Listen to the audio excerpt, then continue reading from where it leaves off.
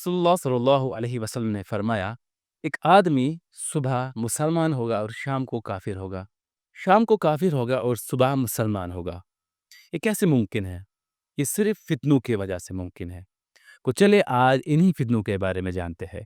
नहमदुहु व नसल्ली अला रसूलिहिल करीम, अम्मा बाद, अऊज़ु बिल्लाहि मिनश शैतानिर रजीम, बिस्मिल्लाहिर रहमानिर रहीम, अस्सलाम वालेकुम व रहमतुल्लाहि व बरकातहू। उम्मीद है कि हमारे सारे भाई बहन ठीक हो गए। तो हम फितनों के बारे में जानते हैं। फितने का शरई माने है आजमाइश, सज़ा, कुफ्र और फसाद। अल्लाह ताला फरमाता है, वत्तकू फितनतन ला तुसीबन्न लज़ीना ज़लमू मिनकुम खासतन वअलमू अन्नल्लाह शदीदुल इक़ाब। यानी और इस फितने से बचो जो सिर्फ इन्हीं लोगों को नहीं पहुंचेगा जो तुम में से जालिम है, और जान लो कि अल्लाह का अजाब सख्त है। सूरतुल अनफाल। नाज़रीन, फितना एक ऐसा खतरनाक मसला है जिसमें न सिर्फ ज़ालिम लोग मुलव्वस होते हैं बल्कि अच्छे इंसान भी मुलव्वस हो सकते हैं। हमें ये नहीं समझना चाहिए कि हम अच्छे हैं, नमाज़ पढ़ते हैं, हम फ़ितने में न होंगे, बल्कि हमें ये भी जानना चाहिए कि हो सकता है हम फ़ितने में हो। तो इसीलिए आज हम जानेंगे फ़ितनों के क्या अक़साम होते हैं, फ़ितने क्या होते हैं और इनसे कैसे बचा जा सकता है। तो हमारे साथ बने रहे। हुज़ैफ़ा रज़ियल्लाहु तआला अन्हु फरमाते हैं, कान अन्नासु यसअलून रसूलुल्लाह सल्लल्लाहु अलैहि वसल्लम अनिल खैर व कुन्तु असअलुहु अनिल शर। यानी लोग मोहम्मद सल्लल्लाहु अलैहि वसल्लम से खैर के बारे में पूछ रहे थे, मगर मैं शर के बारे में पूछ रहा था, क्योंकि इस डर की वजह से कि मैं किसी फितने में मुलव्वस ना हो जाऊं। तो इस हदीस से हमें ये पता चलता है कि हमें फितनों के बारे में कितनी नॉलेज होनी चाहिए। रवाह बुखारी, हदीस नंबर 3606। फितनों के कई अक़साम हैं, जैसे माली फितना। अल्लाह ताला फरमाता है, इन्नमा अमवालुकुम व औलादुकुम फितना। सूरत अत-तगाबुन, आयत नंबर 15। तुम्हारे माल, तुम्हारी औलाद दर हकीकत एक आजमाइश है। बट प्रॉपर्टी, माल, औलाद, चिल्ड्रन, तो हमें लगता है कि बहुत ही अच्छा है। जिस इंसान के पास हो उसके तो खैर ही खैर है, मगर ये हमारे लिए फितना भी बन सकता है। अगर हमारे पास माल है और ये माल हमने गरीब यानी हमने इसमें ज़कात ना दी, तो ये हमारे लिए फितना बनेगा। अगर माल में हमने ज़कात दी तो यही माल हमें जन्नत तक ले जा सकता है। और इसी तरह हमारे औलाद भी हमारे लिए फितना हो सकते हैं। दुनिया में अगर हमें माँ-बाप कोई चोट पहुँचे तो औलाद जल्द अज़ जल्द पहुँच जाते हैं, या औलाद को कोई चोट पहुँचे तो माँ-बाप जल्द अज़ जल्द पहुँच जाते हैं। मगर क़यामत के दिन ऐसा नहीं होगा। अगर माँ-बाप को कोई कमी है, ये जहन्नम में जाएँगे तो औलाद भाग जाएँगे। अगर औलाद जहन्नम में जाएँगे तो माँ-बाप भाग जाएँगे। तो इसी तरह हमारे बच्चे हमारे लिए फितना बन सकते हैं अगर हमने उनकी अच्छी तरबियत न की। ऐसे ही सबसे बड़ा फितना अकीदी फितना है। अल्लाह ताला फरमाता है, इन्न शिर्क लज़ुल्मुन अज़ीम। शिर्क तमाम जुल्मों से सबसे बड़ा जुल्म है। इस पे अल्लाह ताला सबसे ज़्यादा नाराज़ होता है। अगर इंसान ने तौबा न किया तो वो डायरेक्टली जहन्नम में जाएगा। समाजी फितने भी होते हैं। अल्लाह ताला फरमाते हैं, वल फितनतु अशद्दु मिनल क़त्ल। फितने कत्ल से भी ज़्यादा अज़ीम होते हैं।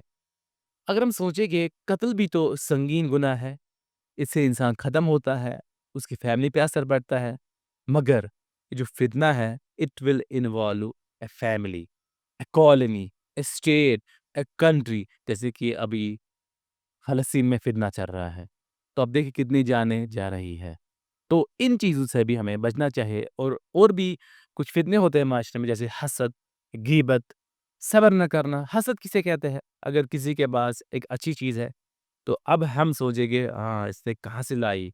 इसके पास क्यों है? अब पहले ये मुझे हसद आया, तो अब मैं इस हसद पे काम करूँगा, दैट इज़ नेक्स्ट स्टेप। अब ये चीज़ मैं इसे छीन लूँगा या मैं कुछ ऐसा काम करूँगा जिससे ये चीज़ इसके पास ना रहे। तो वो दैट इज़ समथिंग एल्स, वो इससे भी ज़्यादा अज़ीम है, इससे भी ज़्यादा गुनाह है। जैसे कि सूरतुल फलक में भी इसका बयान आ चुका है। तो ग़ीबत किसे कहते हैं? अगर हम अपने भाई की कोई भी बात जो उसमें है, किसी दूसरे भाई से शेयर करें, जो उसे अगर सामने भी हम उसके सामने भी अगर करें, तो उसे बुरा लगेगा, इसे ग़ीबत कहते हैं। अब हम बात करते हैं मौजूदा दौर के फ़ितने, जैसे सोशल मीडिया। उसे कहा जाता है फ़ितना फैक्ट्री, क्योंकि इंसान का इतना टाइम ले जाती है। इसमें झूठी खबरें, गलत अकायद, फ़हश मवाद और गुमराह कुन नज़रियात भी होते हैं। تو ہمارے جو یوتھ ہے وہ خاص طور پر ان چیز سے متاثر ہوتے ہیں، روزانہ گھنٹوں اسی کے ساتھ لگاتے ہیں اور اسی میں گم ہو جاتے ہیں۔ فیملیز میں بھی فتنے ہوتے ہیں، جیسے ماں باپ کی نافرمانی۔ اللہ تعالیٰ فرماتے ہیں وَبِالْوَالِدَيْنِ احسانا، اپنے ماں باپ کے ساتھ احسان کے ساتھ پیش آئے۔ اور طلاق جو ہے، دا پرسنٹیج آف جو طلاق ہے دیٹ از انکریزنگ، اس کے بارے میں اللہ تعالیٰ فرماتے ہیں وَعَاشِرُهُنَّ بِالْمَعْرُوفِ فَإِن كَرِهْتُمُوهُنَّ فَعَسَىٰ أَن تَكْرَهُوا شَيْئًا وَيَجْعَلَ اللَّهُ فِيهِ خَيْرًا كَثِيرًا۔ یعنی اللہ تعالیٰ فرماتے ہیں کہ اپنی بیویوں کو اچھی طرح رکھے، جس طرح آپ خود کھاتے ہیں اسی طرح ان کو بھی کھلائے، جو چیز آپ خود کو لاتے ہیں اسی طرح ان کو بھی لائیے۔ فَإِن كَرِهْتُمُوهُنَّ، اگر کوئی چیز ان میں خراب ہے، اگر پھر آپ اس پہ صبر کرو گے اور قریب ہے کہ اللہ تعالیٰ یہ چیز خیر سے تبدیل کرتے، but there is a condition. ظاہر ہے کہ انسان تو پرفیکٹ ہے نہیں، ہر کسی انسان میں کچھ چیزیں اچھی ہوتی ہے، کچھ چیزیں بری ہوتی ہے، مگر اللہ تعالیٰ فرماتے ہیں کہ اگر آپ صبر کرو گے اللہ تعالیٰ ان کو چینج کرے گا حسنات سے، وہ آپ کو فائدہ دے گا کیونکہ آپ نے ان چیزوں پہ صبر کیا۔ دوسرا ایک عظیم فتنہ ہے، وہ ہے مادہ پرستی، یعنی جس کے پاس آپ کو فائدہ ہے اس کے ساتھ آپ دوستی کریں گے، جس کے پاس آپ کو کوئی فائدہ نہیں اس کی طرف آپ دیکھیں گے بھی نہیں، تو یہ بھی ایک فتنہ ہے، اسے کہتے ہیں مادہ پرستی۔ اب ہم جانتے ہیں کہ فتنوں سے کیسے بچے۔ سب سے پہلے علم دین سیکھنا۔ رسول اللہ صلی اللہ علیہ وسلم نے فرمایا طلب العلم فریضۃ علی کل مسلم، علم سیکھنا تمام مسلمانوں کے لیے فرض ہے۔ اب مسئلہ یہ ہے کہ ایک انسان کو کتنا علم دین سیکھنا ہے۔ ایک تو وہ عالم بننا، دیٹ از سمتھنگ ایلس۔ ایک نارمل انسان کتنا دین سیکھے؟ اس کا آنسر یہ ہے کہ جو بھی چیزیں اس پہ فرض ہے ان چیزوں کا علم سیکھنا ضروری ہے۔ جیسے نماز ہے تو نماز کے بارے میں علم سیکھنا ضروری ہے، زکوٰۃ ہے، روزہ ہے، حج ہے، حرام کیا کیا چیزیں ہیں ان کے بارے میں علم سیکھنا ہے۔ جیسے اللہ تعالیٰ کے بارے میں علم ہونا چاہیے، فرشتوں کے بارے میں، پیغمبر کے بارے میں، یہ تو بیسک علم میں ہے۔ اگر انسان چاہے تو 6 منتھ میں، 3 منتھس میں آرام سے سیکھ سکتا ہے۔ یونٹی بھی اس کا ایک حل ہے جس سے مسلمان فتنے سے بچ سکتے ہیں۔ رسول اللہ صلی اللہ علیہ وسلم نے فرمایا المؤمن للمؤمن کالبنیان المرصوص یشد بعضہ بعضا، ایک مومن دوسرے مومن کے لیے ایک مضبوط چٹان کی طرح ہے۔ اگر اسے کوئی پریشانی ہو دوسرا مومن اسے ہیلپ کرے گا۔ اگر ایک مومن گناہ کر رہا ہے، دوسرا مومن، دوسرا بھائی اس کا، وہ اس کو آئے گا، اس کو سمجھائے گا۔ دعا کرنا، دعا بھی ہمیں فتنوں سے بچائے گی۔ دعا ایک ایسی چیز ہے، اٹس اوور ویپن۔